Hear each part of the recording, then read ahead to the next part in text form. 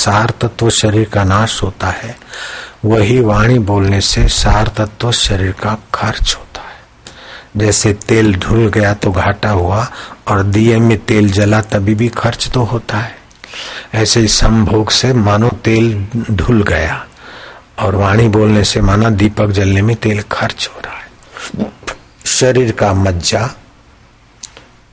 ओज और जीवनी शक्ति, ये तीन खर्च होती है वाणी बोलने से। इसीलिए वाणी सारगर्भित बोले, 10 शब्दों की जगह 7 में निपटारा करे, और 2-3 घंटे रोज मौन का अभ्यास करे। गांधी जी हफ्ते में 1 दिन सोमवार का मौन रखते थे, और उस दिन ज्यादा अच्छे निर्णय, अच्छे चिंतन के धनी बनते थे। छठी बात है, अपने दोष दूर करने का दृढ़ संकल्प करे, और उसमें शुभ संकल्प करे तो उसको लगे रहने का व्रत ले ले। आपके जीवन में सचमुच में थोड़े ही दिनों में बरकत आ जाएगी। स्मार्त कर्म, सकाम कर्म अपनी जगह पर है, अच्छा है, ठीक है, लेकिन भगवतीय कर्म की महिमा निराली है। राजा नृग ने सकाम कर्म किए थे, दान करूं मुझे स्वर्ग मिले, स्मार्त कर्म किए थे, लेकिन थोड़ी सी गलती होने पर वो दूसरे जन्म में किरकिट हो गया। गलती क्या हुई थी कि ब्राह्मणों को गौदान दिया था, और वो गाय किसी कारण दूसरे ब्राह्मण के पास चली गई थी, लेकिन वो राजा की गायों में आकर राजा से दोबारा वो दान हो गई थी। तो दोनों ब्राह्मण पड़ोसी थे, तो आपस में खिंचा हुआ, तूने मेरी चोरी की, उसने बोला मेरी। तो ब्राह्मण आए तो राजा नृग से पूछा कि आपने हमको ये गाय दी थी, ने देख लो। तो एक बार तो महीना तक तो उसको धक्के खिलाया, बाद में सिर हिला दिया। दूसरे ने कहा, राजन आप स्मृति करिए, आपने मेरे को दी थी, मैंने गाय चुराई नहीं इनकी, मेरी इज्जत का भी सवाल है, मेरे खानदान में कोई चोर नहीं हुआ, और मैं चोरी करना पसंद नहीं करता हूँ। मेरा शरीर का चमड़ा उतर जाए, लेकिन मैं चोरी पसंद नहीं करता हूँ, मैं सच कहता हूँ, आपने मेरे को ये गाय दान दी थी। तो राजा ने उसके तरफ भी सिर हिलाया।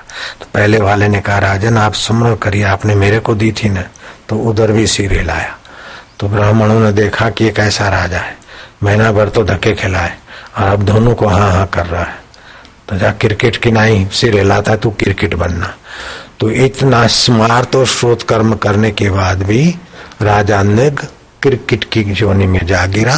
जब भगवान कृष्ण के प्रिय उद्धव साकेती कृतवर्मा जंगल में भोजन करके टहलने गए, तो क्रिकेट कुएं में दिखा, उसको निकालने में विफल गए, और कृष्ण को बुलाया, और कृष्ण ने उसको निकालवाया, और जरा देखा, और अपनी योग शक्ति से क्रिकेट की सद्गति की, और देवता के रूप में प्रकट हुआ।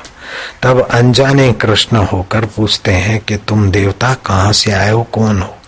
तब वो क्रिकेट में से बना देव पुरुष कहता है कि भगवान आप सब जानते हैं, फिर भी लोगों को उपदेश देने के लिए अनजान होकर पूछते हो। तो माधव, धरती पर राजाओं का यशोगान होता है, उसमें सबसे पहला नाम जिसका आता हो, दान वीरों में, स्मार्त कर्मों में जो सबसे अव्वल नंबर में आता हो, अभी भी छड़ी पुकारने वाले लोग, यशोगान करने वाले राजाओं में जिस राजा का नाम बड़े विशेषता से लेते हैं, आकाश के तारे तो कोई गिन सकता है। जिस राजा ने इतनी गाय दान की थी कि वो आकाश के तारे गिन सकता है, उसकी गाय दान की गिनती नहीं होती। इस प्रकार राजा की प्रशंसा अभी जो सुन रहे हो आप, मैं वही अभागा हूं।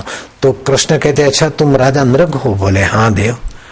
तो तुम्हारी ऐसी दशा? बोले कर्म फल की इच्छा से किए थे, इसीलिए कर्म में कोई दोष होने से फिर मेरे को ये योनि मिली ब्राह्मणों के श्राप से। लेकिन दूसरे तरफ अजामिल वैश्या के चक्कर में आ गया था। पत्नी और परिवार और माता पिता से जुल्म हो गया था।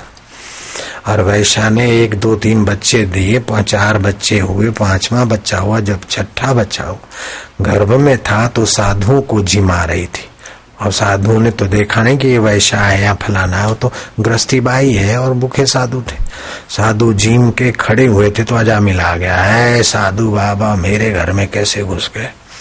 साधु ने कहा तेरी पत्नी ने तो अन्न का दान किया है, लेकिन दान के बाद दक्षिणा जरूरी होती है। मनी ऑर्डर करने के लिए मनी ऑर्डर फी पहुंचानी पड़ती है, तो दक्षिणा हम तेरे से लेंगे। बोले महाराज मैं आपका ये करमंडलो झोली झंडा नहीं छीनता हूं, इतना ही समझ लो मेरी दक्षिणा।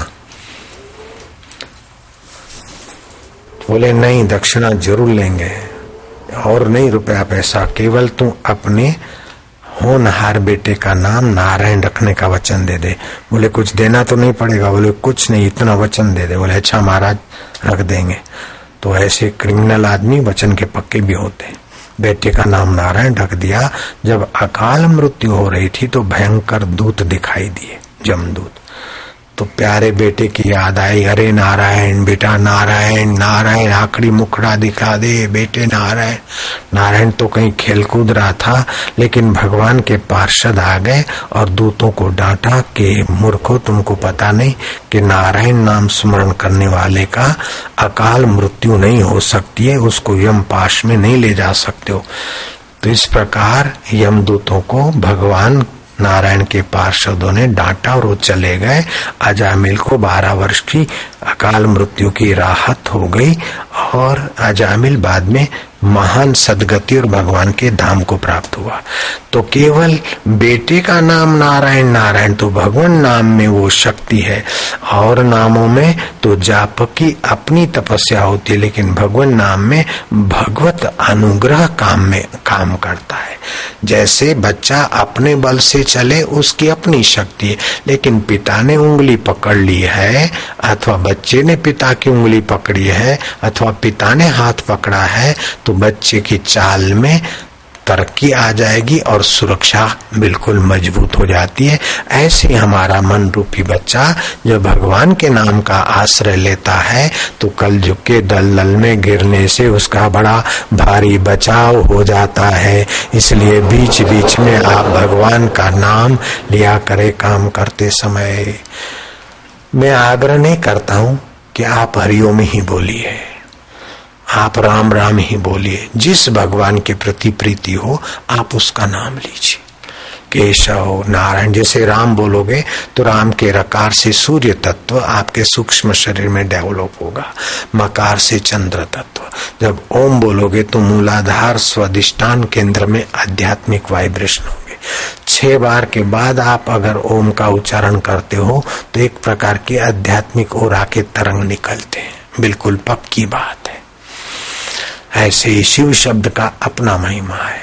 गोविंद राघव गोपाल हरि, जो भी आपको प्यारा लगता है, तो भगवान नाम आप बीच बीच में लेते रहें, जिससे आपका शरीर मन और कलयुग के दोषों से बचने का सामर्थ्य बढ़े। अगर आपका कोई जन्म दिवस आता है तो आपका क्या करें, महामृत्युंजय मंत्र को घी दूध और शहद और दुर्वासा का मिश्रण करके अगर हवन करते हैं तो कितने भी आपके क्रूर ग्रह जो